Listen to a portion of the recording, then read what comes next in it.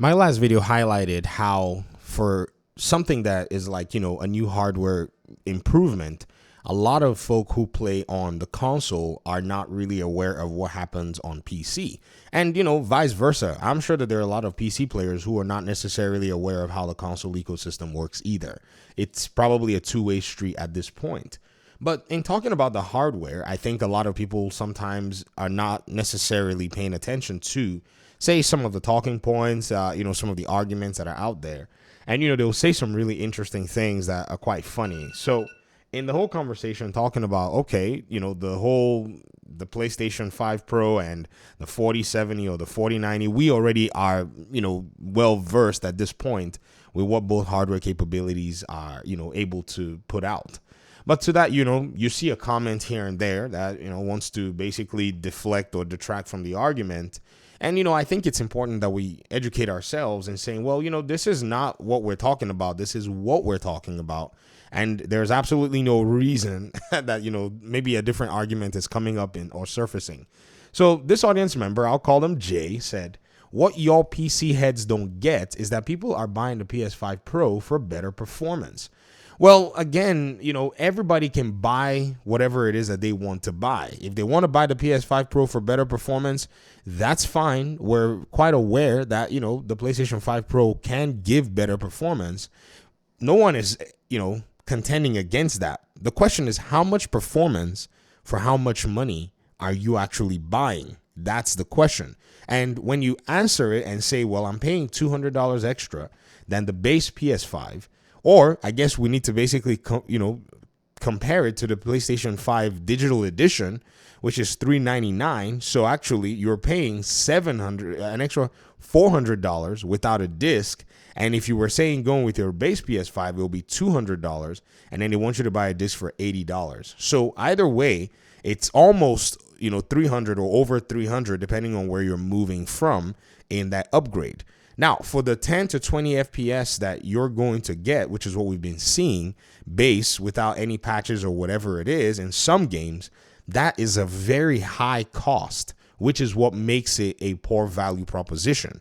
Doesn't mean people should not buy it. It just means that the dollars being spent are not actually getting reciprocated for the performance being given.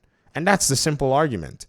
So people bought a 4090. Was it a value proposition that anybody should have done? No. If you were not using a 4090 for, say, maybe some heavy tasks, to be able to get away with spending less money than you would for, say, one of those, big architectural and rendering GPUs that costs, $4, $5, $6, $7,000, when a 4070 can kind of maybe in a sense help you steal into that performance level for a minimal amount, then there's no need to buy something like that for gaming. It's just one of those GPUs that is just absurd to think that anybody would want to do that. But some people did. I myself did, but that's for my business and for my YouTube channel, right? So the person went on and said, and we'll be playing Ghost of Yotei day one. Okay, no one is stopping you from playing Ghost of Yotei. People with the base PS5 would also be playing Ghost of Yotei day one. I mean, I guess maybe that's not something that anyone who owns a PS5 Pro remembers anymore, that there's that there are different PS5 base SKUs, not years later. GTA 6 day one. Well, people on the Series S will be playing GTA 6 day one. I mean, again, this is a cost thing. So let's go through that with the money side. Not a year later. Wolverine day one. Okay. I mean, good for you. Not years later. Y'all keep waiting on games to brag about how much better they play after we get the game, 3 years ago. The egg is always on your face, not ours. Well, here's the thing, though. We have to actually point out something. Number one, many people are not well aware of how many games launch on Steam, like daily. If many of you have been following, the daily count now has gone up again. It's now 16,997. So we're 3 away from getting to 17,000 games in November. So waiting on a game is kind of like a terrible argument that anybody can make, simply because everybody waits on games. Like, does that make sense? Even if, you have 2 games coming out and you only want to pick one for the meantime, you're automatically in a position where you have to wait for the game. Or maybe you don't have the time to play the game. Or maybe you buy the game on a sale, and after a sale is all done, you keep the game and you wait to play the game until you have time. So waiting to play a game and playing a game day one are not a flex. It's actually a very poor argument to brag about how you throw money at a corporation. If we've learned anything, the one who is patient basically gets, in my opinion, the best deal at the end of the day. I mean, if you think about, say, a game like Death Stranding, right? What has Death Stranding taught everybody? This was a game that was released on PlayStation. It was released on PC later on. And when Kojima finally went ahead and acquired the game for himself, which was basically his game, Xbox players got it for $20. And right now, even more and more, we're seeing a lot of different companies reacquire their games or get their publishing rights back and are, in a sense, making their way to possibly going to Xbox. And many of them are going to sell their games at a discount on Xbox. The player can easily say, maybe I want to buy the game now, maybe I don't want to buy the game now. Or the player has access to other games that are out there. So it's not like there are no games. You know what I mean? Like, you could say something like this, say back in the PS4 days, when the amount of games being launched were actually quite scant, right? Like, think about the PlayStation 4 days. 2,000 games came out in 2015. In 2013, only 400 games came out. In 2016, 4,000 games. On Steam, 6,900 games. So if you were a Steam player around the PlayStation 4 time, you could be like, man, I will never play these PlayStation games. So many people who were even in that position didn't even buy a PlayStation, right? And then Spider-Man came out in 2018, and I think people were like, maybe some of us can buy, but then nothing really appealing at the point. But then look at the exponential growth. So waiting on a game, that's never really been a problem in that regard. And so to say that the egg is on, PC players' faces in a conversation where we're talking about, the hardware capability for the price really shows that, a lot of people are not really interested in actually staying true to what is being, talked about. And again, you also forget that you can buy the base PS5, the digital edition, and the other PS5 consoles, or in some cases for multi-plat games, you can buy the Series S for way less money than $780 to be able to get the job done for you. So that's pretty much it. There's no need to live in denial. There's no need to, try to deflect, and there's no need to try to make things sound like anybody is being malicious.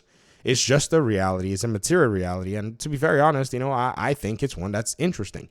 Now, as to the PlayStation, ports, all the PlayStation ports that you get on PC, they are the best version of the game. It is not going to be like the console version. It really does perform better. It is scaled better. It has better features. It has more features. So a game like, say, Marvel Spider-Man 2, as Digital Foundry had actually gone ahead to put it, and Marvel Spider-Man 2018, Marvel Spider-Man 2 comes very soon. Those games are, the absolute best version. Horizon Forbidden West, Horizon Zero Dawn, those versions have ultra-wide support, all kinds of really fun, cool stuff that the PlayStation version doesn't have. And then even, say, a game coming 3 years later is actually not true, because we've now started to see PlayStation reduce the time in between games. So to say egg on face is a very weird thing to say, especially to see that Marvel Spider-Man 2 is doing a 15-month turnaround compared to the 3 years that you were talking about.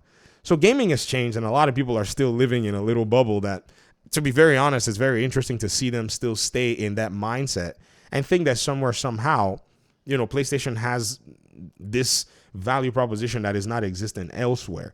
I mean, there are other games to play. You got to understand that. And people are doing that. I mean, look at the way God of War Ragnarok was treated when it showed up on Steam. A lot of people looked at it and said, we'll get back to it when we have time. They're going to discount that game before people actually think and say, maybe I want to play the game now. And again, another thing that's crazy is you can watch and somebody said this to me. They said, these games that come out late, does PlayStation not realize that you could just watch the gameplay on YouTube? And many people said they've sat there for games that they were waiting for. Like some people said they want to play The Last of Us 2 on PC, but they have watched the footage of the game. They've seen a lot of videos and a lot of reviews, and the excitement is gone. They already know what's going on. So that's also something for a style of PlayStation game that doesn't really work for them, to keep people waiting, because again, you can just get all the information for free rather than spend the $500 or $700 for the Pro to try to play these games. But these are my thoughts on the issue. Thanks so much for watching the video. I really enjoy these educational pieces. It really does expose a lot of aspects of the industry that many people might be missing in terms of their perception of gaming. Peace out.